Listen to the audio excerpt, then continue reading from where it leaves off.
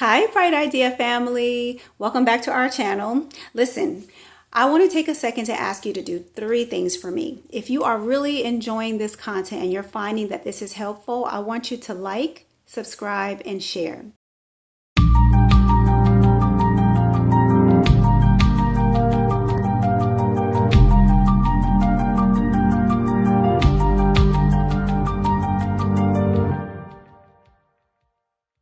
So now we come to the point where it's time for us to talk about the difference between what we mean when we say advocate and the difference between what we mean when we say advocacy. Okay. And so let's start with advocate. When we talk about advocate for the sake of this training, we're talking about someone who writes, who speaks, or who acts in support or defense of a person or even a cause, right? Characteristics of a good advocate are people who are empowering. They empower others. They are flexible because we all know that change has to take place and you can't change something without bending or moving or being flexible, right? You have to be caring and compassionate because you have to see things from the other person's perspective and point of view to be able to properly advocate. And then you need to be goal oriented. You can't just be out here doing whatever. You have to know what it is that you're trying to do and be clear about your goal because it'll make it easier for you to attain the goal, right?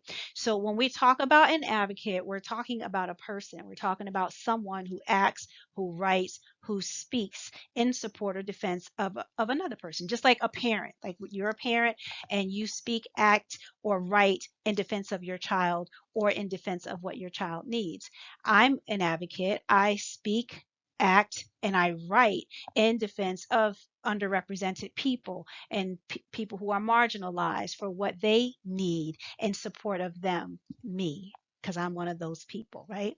Okay, so I consider myself to be an advocate. I consider you to be an advocate.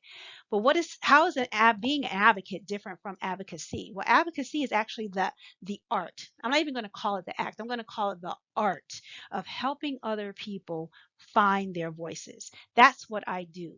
An advocate is who I am, but what I do is I do advocacy. I help other people find their voices and I help other people in all different types of ways. I mean, there's all different types of advocacy, but for the sake of this training, what I'm going to focus on is self advocacy, teaching you to speak up for yourself and find your voice for yourself and your needs, individual advocacy, because you're doing that also for your child. And at some point during our training, we also teach you how to help your child become an advocate because self advocacy is so important, especially as they grow older. Then we're going to talk about systems advocacy because special education is a system and the system can work when the people work it. So we have to advocate for better systems for special education. All right. So that's the difference between advocacy. Advocacy is what we do, and an advocate is who we are. Okay. All right. So now that we've gotten through the definitions and you know your pre-assessment, you kind of know where you are. Let's dive into those four C's of advocacy. Those are the toolkits, the things that you're going to need to know. So if you haven't already, get your paper and pencil together, go get your toolbox and get ready to put some things in that toolbox.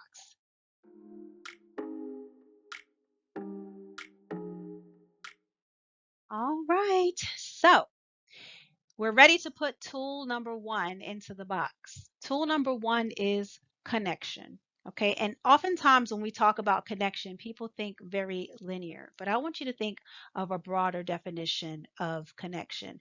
When we talk about connection, we're specifically talking about relationships. It is so much easier to get what you need accomplished when we work together. Yes, you can go and you can crusade all on your own. But when you have a team of people working with you and when you develop a connection and a relationship with people, it makes your job so much better. It makes your results so much better. So when we talk about connection, we're talking about relationships. Your first relationship is with yourself. So we talked to you a little bit about what is it that's going on that's keeping you from feeling like you can't accomplish what it is that you need. Sometimes it's just a mindset thing or things that you need to do within yourself. But your relationship needs to also extend out to your child, and it needs to extend out to the teachers and the other people who support your child. You know that expression, it takes a village to raise a child, that African proverb? That is true. And we firmly believe that the connections that we build, the relationships that we build, need to be healthy relationships, because it's so much easier to go to a person to talk about things or to work with a person that you actually get along with, that you actually have a basis and an understanding. So the first thing that you're going to need to get into your advocacy toolbox is connection. Build connections with the teachers and with the service providers, with your child, because children can tell you what they need, but sometimes they need someone to help them speak what they need to the other people, like their teachers and to their service providers. So once you have that relationship with your teacher, with your child, then you can extend that relationship to the teachers and other people who work with your child. And through that, you'll have this village of people who have a foundation of relationship that are working together to accomplish what you set out to do for your child, what needs to be done for your child based on what they need. So make sure in your advocacy toolbox you have connection or you have relationship. Right. And then I also want to say before we go from this section that even though you have to build that connection, we didn't, you're probably wondering, like, how in the world can I do that? I mean, I've been trying to do that, but it's just not working out. We do have tips for that. I don't have time to get into the tips for this particular training, but I'm going to tell you where we can get deeper into talking about how to build those meaningful connections and relationships that you can build on to help your child.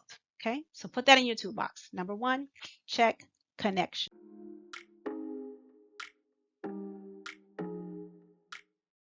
Okay, so we've got connection out of the way, your relationships. Advocacy tool number two is communication. And I mentioned this a little bit when we talked about number one. I talked to you about how much easier it is when you want to go to a person and you have something that you need to say that may be difficult to say. But if you have built a relationship, if you set the foundation for a strong relationship, you feel more comfortable going to people and learning and speaking your truth, right? Communication is so important. And there's two types of communication. There's the communication that we give, which is our expressive communication. And then there's the communication that we receive, which is our receptive communication. All the time when we're communicating, when we're talking to each other, the information is going through filters. And what we work on is how to teach you to hear what's really being said and how to say what you really mean.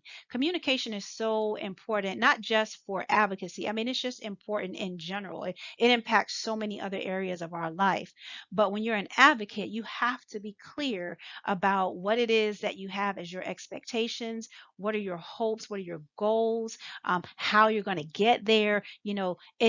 Communication is an ongoing thing. It doesn't just end when when you build that relationship and start talking. It goes beyond the high and by of a situation. It's everything that goes between the high and by. And so we teach you how to communicate without the filters, how to say what you really mean, and how to hear what is really being said so that you can get to the root of the issue and you can build a true solution for that. Okay, so communication is your tool number two. Make sure you put communication in your toolbox. Okay.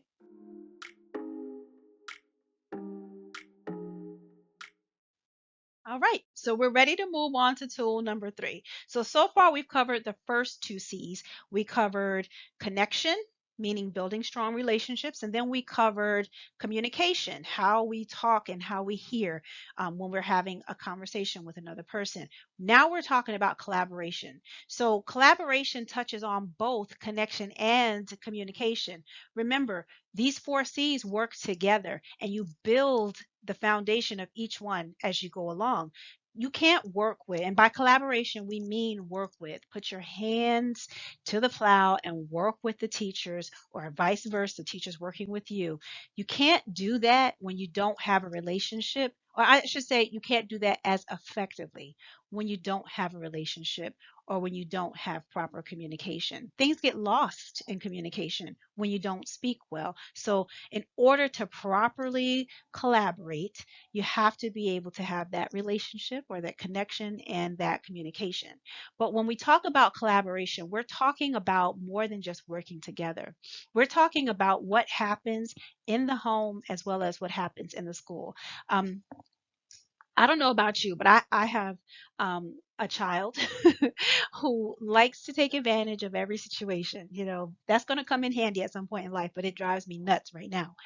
In any case, what I see her do sometimes is she'll come to me and say, Mom, can I do whatever? And I'll say, I'll give her her answer. If she doesn't like that answer, guess what she's doing? She's going over to her dad and ask the same question. Maybe she can get a different answer. That's why it's so important for you to have communication. Guess what? Children do the same thing when it comes to school. So what's happening at school, the child may want to do certain things. You have this child who's like this at school, but then when you get home, you have a different child. And you're thinking your child is one way, whereas the school is saying your child is another way. If you're not working with the school, children will be able to manipulate that situation. They don't mean any harm. That's just what they do. They're children, right? And so it's important for you to have that open line of communication and to work together. I'll give you an example. As a teacher, sometimes the things that I had as rewards in my classroom were not at all interesting to, to the students who were in the classroom. Like, I needed some incentives that were going to get them to do what I need them to do. And in order to do that, I had to partner with their parents. And so I would say, hey, mom, hey, dad, you have this thing that you do with your child all the time. And, they really, really enjoy that. Can I get you to work with me? I need your child to do X in the classroom, and I will take, daily notes or write whatever to make sure that they're doing one. And can you reward them with that thing? Can you hold off on rewarding them until they've met that requirement for the classroom? Can we work together in that way? So many times when I went to parents like that, they were more than happy to work with me because they want the best for their child too. Right. And so that's what I mean by collaboration. Sometimes as a parent and as a teacher, you have to come to the table and you have to figure out what it is that needs to be done, and you have to work together to make it happen. So you can do that though when you have open lines of communication and you have a relationship with each other.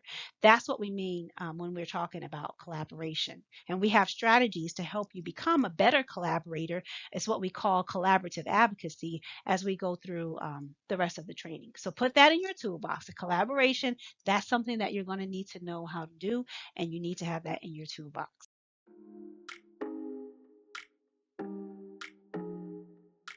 At Bright Idea, we're here to ensure you feel supported, educated, and empowered. As a parent of a child with special needs, we understand how overwhelming it can be and are here to help. Our team and online training courses are here to educate, empower, and support you to be the advocate your child needs. Visit brightideaco.com for more information. Bright Idea, empowering and educating to affect change and get results.